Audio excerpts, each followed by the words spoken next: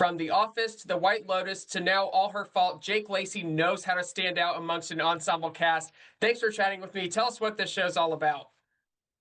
Well, thank you. First, thanks. The show is Sarah Snook and I are married, and our son Milo is not at a play date when Sarah goes to pick him up, and then it's a thriller as we try to figure out who has our son, and inevitably familial secrets and that strain and tension sort of burst forth and inform where the trail leads as we try to find our son.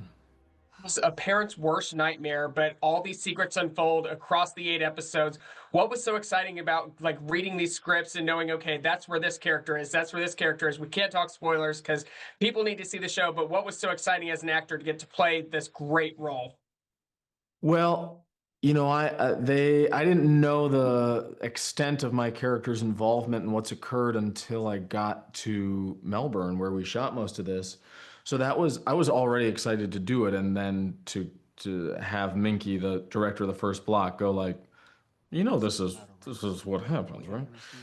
Was really exciting, and really, it's less like, as one of the actors, I'm not like, what happens, as much as like getting to see the artistry with which Megan and the directors and the other actors uh, build that thing, so that you think you know who's to blame, or maybe these two people, or this thing surely is going to come back in this way, and then something else reveals itself, and that pushes the whole narrative another direction. Like, it's really fun to see someone at work, as we would get the scripts and go like, oh, that's so smart to build it in this way, and then kind of push it back out and have it swing around.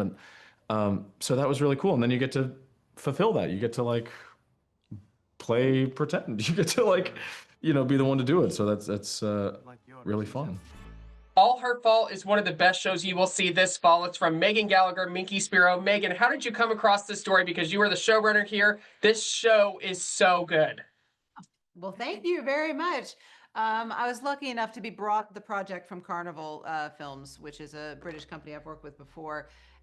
They had optioned the rights to Andrea Mara's novel of the same name, and I read it, and it was genuinely just an absolute no-brainer. It's such an incredible story to get to bring to screen. So that's how I came. It really is, and it's very female-driven, obviously, with you two at the forefront, directing, show running, and we have a Sarah Snook star performance from her. Minkie, what was it like directing her alongside the ensemble cast? I mean, she's a gift alongside all the others. But I think what was interesting was being able to work with somebody like Snook with a character that is actually very delicate. She's a mum that is sitting in trauma for multiple episodes. So you have to find interesting ways and different shades of that. And with somebody as adept and collaborative as Sarah, it was a real pleasure and rewarding experience. And she's terrific, but top down, it is just so great ensemble casting. Megan, what was it like having everyone assemble for your show? Like Jake Lacy, Jay Ellis, Abby Elliott, Dakota Fanning, Sophia Lillis. I mean, we could just name all of the actors. They're so great all together. And I would go further to say also Michael Pena, who's one of my absolute favorite actors, and I'm so lucky to have him on board. No, the entire cast was incredible. I remember coming to the table read and sort of feeling like, wait, where am I? Like, what has happened? So, but I do give Sarah a lot of credit for that. Once she was cast, it was she's like a magnet for other talent. People want to share the screen with her, and I can hardly blame them. So I thank her for that as well.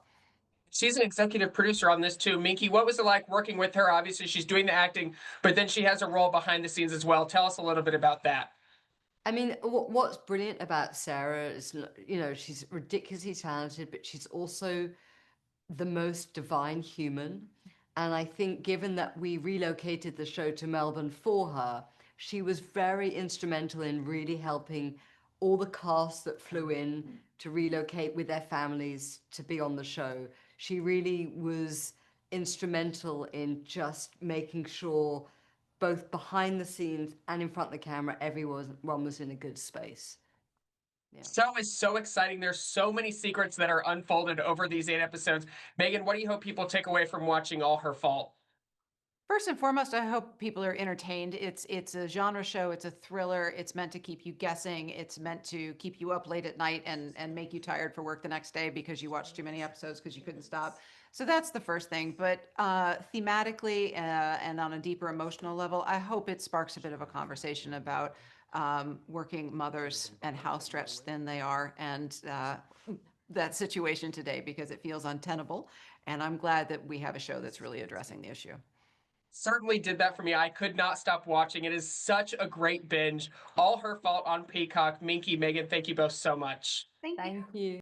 Jay Ellis is known for his incredible role in Insecure, but you are going to love him in this great show, All Her Fault. Jay, what do we need to know about your character before audiences binge this show? Oh man, I got a lot of secrets. Just secrets on secrets on secrets. No, this is a lot of fun. I get to play, Sarah Snook, who plays Marissa. I get to play her best friend in the show and business partner in the show. I got a bit of a past. That past kind of, it's gonna come back to haunt me in some ways. But this was, it was a fun role to get to play. This is one of those shows where every character, not just yours, everyone has secrets and they are unfolding across the episodes. I mean, what was it like reading script to script and you're like, oh, that's who this is. Oh, that's what happened to this person. I mean, it's so fun to watch on screen too. Yeah, it's really great. I mean, every episode really focuses on one of these people and you really get to see the layers of the onion kind of get peeled or pulled back and you start to realize that, like, to your point, everybody has some, we all have something, and these people who do love each other but they are keeping secrets from each other to like try to please the other one or not upset someone or keep the status quo in a given moment. And as an outsider, Colin, who has his own secrets, like, he's also watching this and thinks it's absolutely bonkers. But he's watching it, but there's an understanding, and you understand, that at the end of the day, these people come from a great place. They all really do have heart and come from this amazing place. They just are going about it the wrong way. No, they're all looking for Milo, helping make sure he comes home safely. But Milo is obviously the son of Sarah Snook's character, your best friend, your business partner. What was it like forming that relationship with her? Because she is just so terrific in this performance as well. Yeah, Snook is great. I mean, so easy to work with and fun, and like, she never takes herself too seriously, but takes the work very serious, and is such an amazing captain. Like, her ability to play and to find things and to just try over and over and over again. It really just opens the door for everyone to feel free to do that. And then, the cameras turn around and we all go sit and hang out and tell stories or watch her play the ukulele or this little guitar. And like, Jake would play his little guitar and we'd be telling stories and singing songs, and then we'd go back and do another take. But it was amazing to, like, you know, really, for this entire group, because there's a couple episodes where it's like 8 of us in a room for a full episode, and really it's just so much talent and so much craft, and again, Sarah leading that was absolutely amazing. Were my favorite episodes. I mean, it feels very Succession like, which Sarah's obviously known for. What were those moments like? Because you're filming these all together, it's literally like an acting masterclass where everyone is just at the top of their game. Yeah, it's fun. It's intimidating at times, but it's also a lot of fun. You get in there and it feels like you're putting up a play. To be honest with you, it feels like, we did a lot. We would rehearse every single scene. We came in on Saturdays and rehearsed a few times for some bigger pieces. But it felt like an acting camp, like a troupe that was going to put up a show or something. It was a lot of fun in that way, and really to see everybody getting to fire on like all cylinders was really great. Like, you really just felt the connection, the tension in the room at all times while we were shooting those scenes. Terrific acting. It's terrific storytelling. All Her Fault on Peacock. Jay, thank you so much. Thank you. The Irvine siblings are here. There are so many secrets that are unfolded across this series. Abby Elliott, Daniel Monks. So, Abby, tell us what we need to know about your character before we watch All Her Fault. Well, Leah is a complicated character. She is a loose cannon. She is a recovering addict, and she's very impulsive. And I think she doesn't really quite understand why she is the way she is. But this is she's grown into this person, and she's sticking to it. And then and yeah, and Brian is her brother. What about you? Yeah, what about you, Daniel? Yeah, I'd say Brian's a really interesting character because when we first meet him, he has a physical disability as I do, which wasn't in the original novel, but our writer-showrunner Megan Gallagher incorporated it into the script because she is the parent of a disabled child, and progressive representation of disability was something she, like myself, is passionate about. And what's really cool is when we first meet him, he kind of like fulfills the trope that we expect from a disabled character of he's like meek and sweet and apologetic and silent. And we might not question that and just think that's just who he is. But as the series unfolds, we get to discover so many other layers and sides of him in a way that really challenges the other characters and maybe, hopefully, also challenges audiences of how they might perceive disabled people to be. That is so special for Megan Gallagher to include that in this version of All Her Fault. What was it like to be that representation for people on such a grand scale on a show on Peacock? It's an absolute dream. I mean, like, when I decided to become an actor late, about 27, 28, and I knew that it was going to be really difficult because there aren't the same opportunities by a long shot for disabled actors.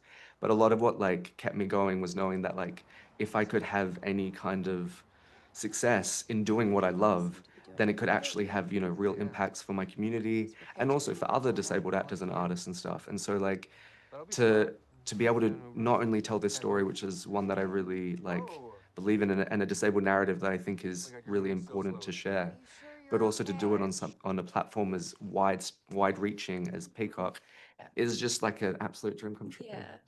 It's so special. And Abby, you are no stranger to these great ensemble drama, comedy, The Bear, but here now with All Her Fault, I mean, the acting in this show is next level, just like it is in The Bear. What is it like being a part of such a great ensemble cast that you continue to keep doing? Oh, I mean, it's a thrill. I love this cast so much. We had such a fun time together. I mean, the subject matter is so intense, and we somehow found a way to make it a blast. Australia, we shot in Australia, and that is a special place. We had a lot of fun. I think because it's so intense, we had to kind of find our moments of fun and Absolutely. yeah, singing Wicked and Abby's an incredible singer and an incredible Elphaba. We sang the entirety of Defying Gravity at 1 a.m. in the Australian bush. And it's a performance that I wish all the world could have seen because it was flawless. I would love to see that because obviously here we are getting ready for part 2. Abby, what do you hope audiences take away from watching All Her Fault? I hope that they're entertained. I hope that, they have catharsis at the end of this story. And I hope that they have fun and they're in for a ride. Absolutely. They are. You will not be able to stop. I'm so glad it's a binge release. All Her Fault on Peacock. Daniel, Abby, thank you so much. Thank you so much. Nice to meet you.